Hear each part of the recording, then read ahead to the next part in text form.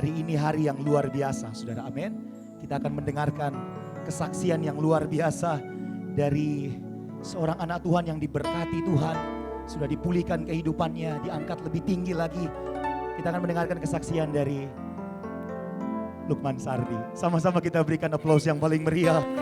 Puji Tuhan.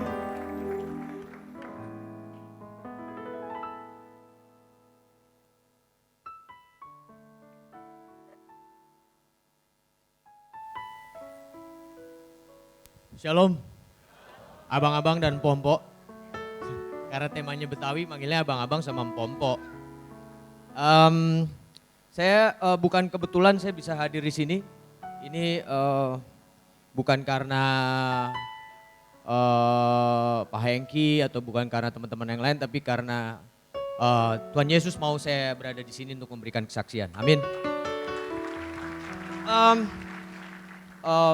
Saya mau bercerita sedikit ke belakang. Jadi saya memilih menjadi percaya itu sekitar 6 tahun yang lalu.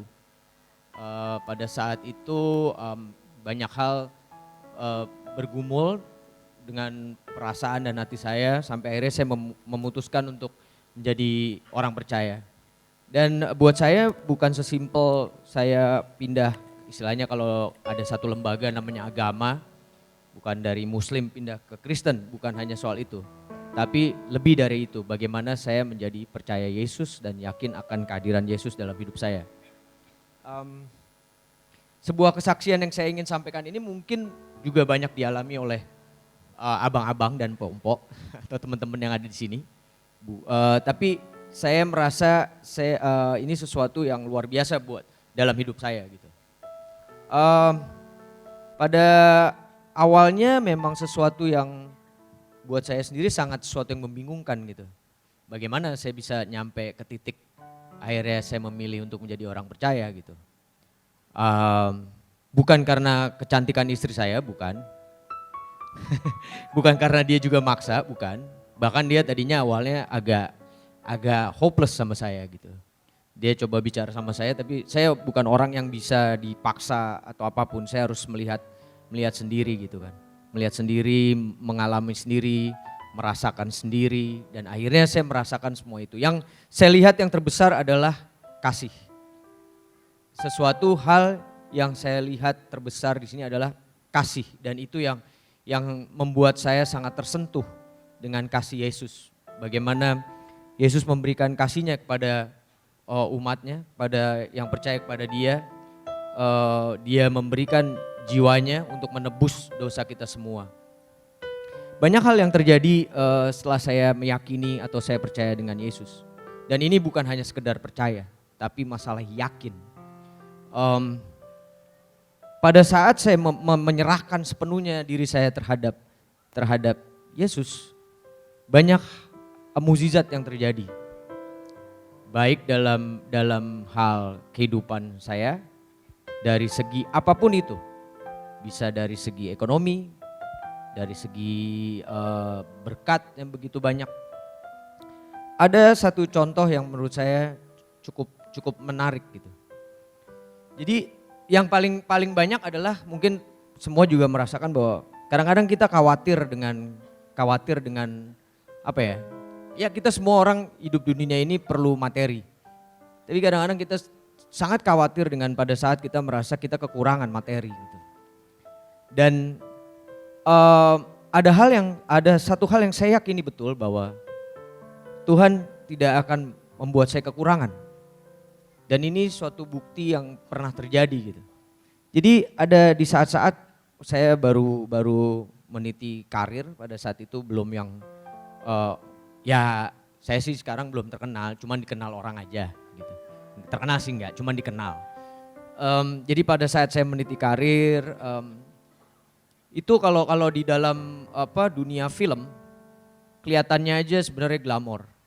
Tapi ada beberapa hal yang kita susah payah untuk melakukannya. Terutama kayak misalnya kalau misalnya kita dalam satu kontrak gitu, terminnya itu dibagi-bagi gitu. Nggak yang langsung tiap gaji kayak orang kantoran udah pasti bulanan, tiap bulan, akhir bulan dapat gaji. Ini enggak, tergantung project. Kalau misalnya ada project, dalam termin 1 kita dapat sekian, termin 2 kita dapat sekian, termin 3. Jadi ada satu kejadian menarik. Pada saat itu istri saya mau melahirkan anak saya yang pertama.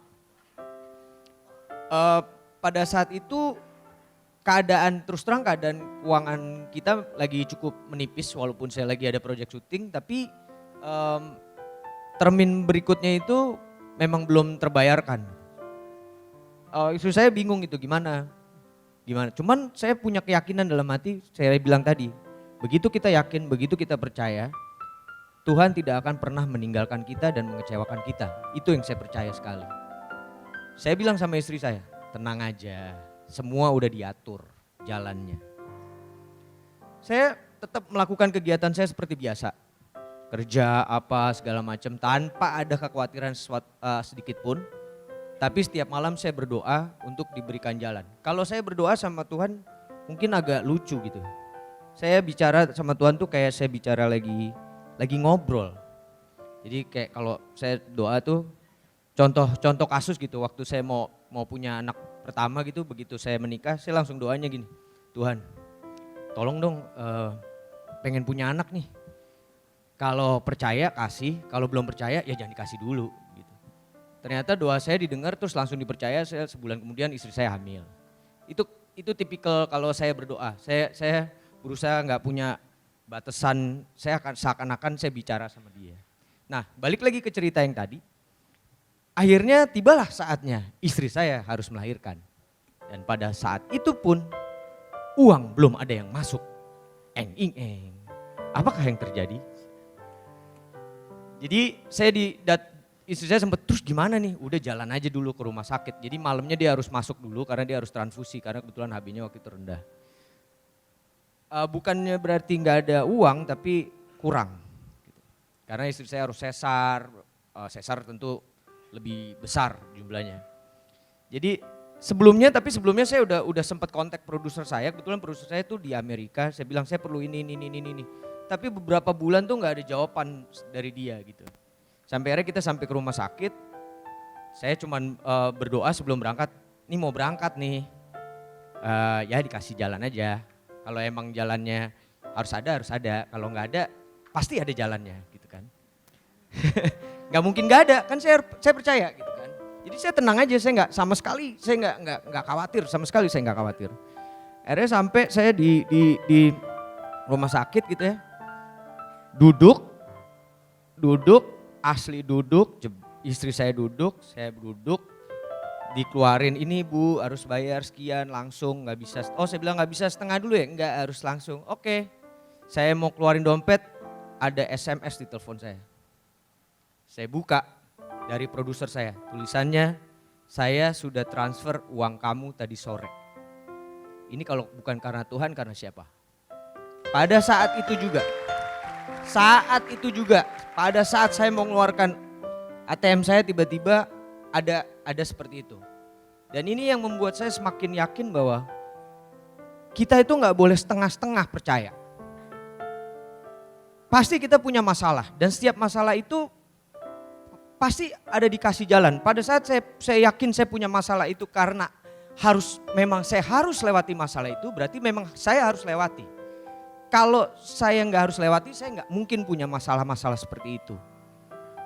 Jadi itu yang sangat saya yakini dalam hidup saya pada saat saya memilih untuk percaya dan memilih Tuhan. Walaupun kadang-kadang ya kita sebagai manusia ada komplain gitu kan. Ini itu seperti kayak nggak puas gitu. Justru di situ tantangannya buat saya. Bagaimana lo sebagai manusia biasa dengan punya segala macam kekurangan kelebihan, tapi kita harus mensyukuri apapun yang diberikan oleh Tuhan. Apapun yang diberikan oleh Tuhan Yesus adalah yang terbaik. Tidak pernah tidak terbaik. Walaupun itu kesulitan. Karena pada di titik tertentu kita akan menemukan sesuatu hal yang luar biasa dari kesulitan-kesulitan tersebut gitu. Dan ini yang memberikan saya keyakinan untuk terus maju melangkah ke depan dengan sesuatu yang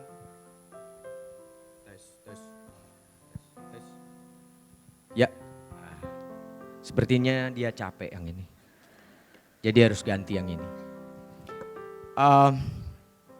Yang bagaimana saya melangkah ke depan dengan keyakinan bahwa hidup itu harus dijalani dengan selalu bersyukur. Karena dengan bersyukur kita menemukan kebahagiaan. Bukan kita bahagia bukan karena kita bersyukur pada saat bahagia. Tapi justru pada saat kita bersyukur kita menemukan segala macam kebahagiaan dalam bentuk apapun. Banyak kasus yang maksudnya itu cuma satu contoh simple yang terjadi dalam kehidupan saya. Tapi banyak hal terjadi yang saya alami dan sampai kadang-kadang tuh saya benar-benar yang wow gitu, kayak saya tidak pernah dibiarkan terpuruk oleh Tuhan. Tapi karena apa? Karena saya yakin 100%, karena saya percaya 100% atas kehadiran Dia dalam kehidupan saya. Saya sungguh diberkati, saat ini saya punya istri yang cantik, punya anak 3 yang lucu-lucu.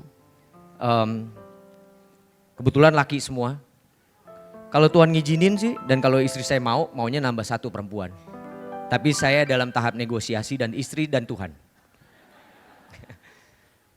Tapi semua itu sudah menjadi berkat yang luar biasa buat saya. Saya juga sungguh diberkati bisa dalam penggembalaan gereja ini bersama Pak Hengki. Dan itu juga bukan suatu kebetulan. Ada satu hal lagi yang cukup besar pengaruhnya buat saya. Waktu saya pindah, ayah saya orang yang paling kecewa karena dia dari orang Muslim yang taat dan menjalankan ibadah yang segala macam. Tapi ada friksi antara saya dengan dia gitu. Tapi saya punya prinsip bahwa ini yang saya pilih. Sampai akhirnya saya pilih, ya udah ayah saya bilang, tapi kamu harus bertanggung jawab dengan pilihan kamu. Sampai suatu keajaiban muncul. Walaupun hubungan kita bukan hubungan yang jelek, apalagi setelah mukjizat terjadi pada saat anak-anak saya lahir. Ayah saya sangat cinta sekali sama anak-anak saya dan segala macam. Ada satu hal yang di hari terakhir sebelum beliau meninggal, kita satu keluarga berkumpul semua. Dan itu juga suatu hal yang bukan kebetulan karena tiba-tiba semua dikumpulkan di situ. Waktu itu juga ada oma dari istri saya, ada mertua saya, semua lengkap. Ayah saya tiba-tiba minta didoakan oleh omanya istri saya. Dengan ya sesuai dengan apa yang kita percaya. Bahkan dia minta doakan. Dan dengan bahasa yang waktu itu dia ngomongnya udah susah, dia bilang, saya merinding didoakan seperti ini. Dan akhirnya satu hal yang buat saya itu sangat mukjizat. Dia bilang ke saya, Lukman, kamu berada di tempat yang sangat tepat buat kamu.